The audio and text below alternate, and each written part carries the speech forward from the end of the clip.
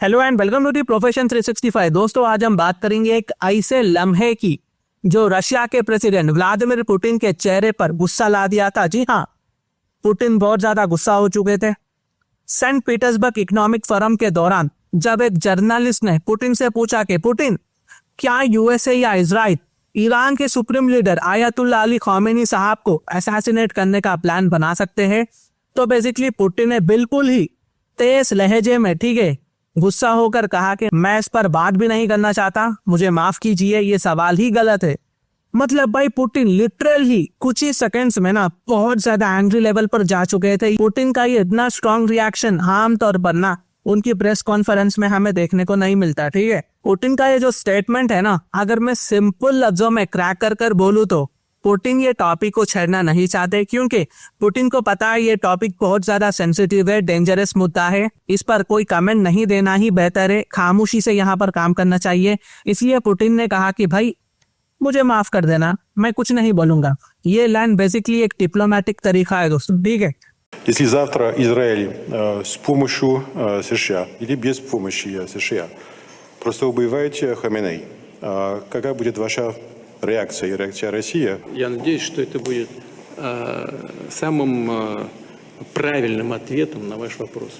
Я даже обсуждать такой возможности не желаю. Не хочу. Самый одновременно, откровенно это обсуждают господин Трамп, господин Нетаньяху. Я все это слышу, но я даже обсуждать этого не хочу.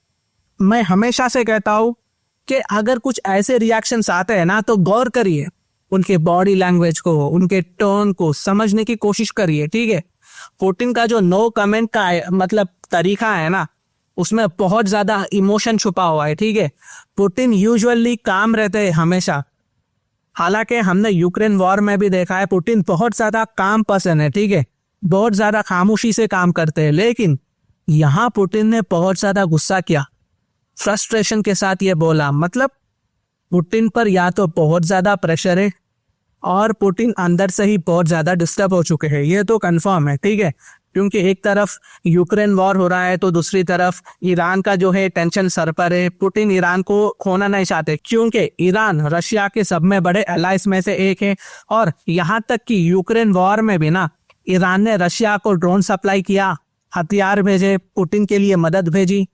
और दूसरा देखो दोस्तों, पुतिन को लगता है कि ऐसी बात करना सिचुएशन को और भी ज्यादा बढ़ा सकता है, कि मतलब वह समझ जाएगा कि रशिया का इसके पीछे बहुत बड़ा हाथ है, तो रशिया के पीछे भी पड़ सकते हैं। तो पुतिन यहाँ पर खामोशी से ईरान की मदद करना चाहते हो।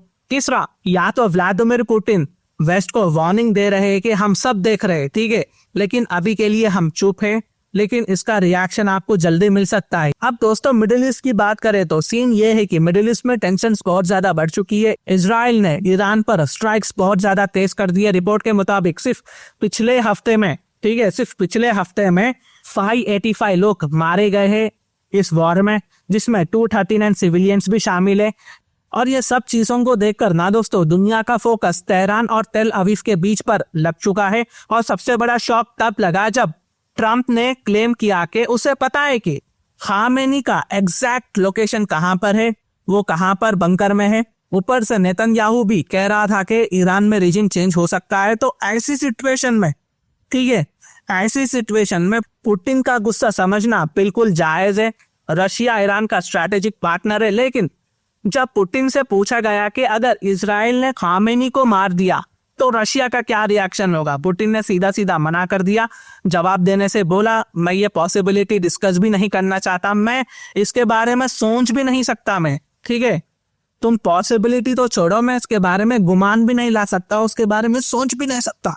तो दोस्तों ये चीज से आप समझ सकते हैं कि Vladimir Putin ayatollah Ali Khamenei साहब की कितनी कदर करते, इज्जत करते, और आयतुल्ला अली खामेनी साहब कितने इंपॉर्टेंट पार्टनर है व्लादिमीर पुतिन के लिए। लेकिन एनीवे दोस्तों, पुतिन का ये जो फ्रस्ट्रेशन है ना, एक बात क्लियर कर देता है कि रशिया पे प्रेशर अभी के लिए बहुत ज्यादा बढ़ रहा है, धीरे धीरे कर बढ़ रहा है। एक तरफ ईरान की दोस्ती है तो दूसरी तरफ वेस्ट का जो एग्रेसिव टैक्टिक्स है, वेस्ट की जो चालाकियां है, उसे काउंटर करना है।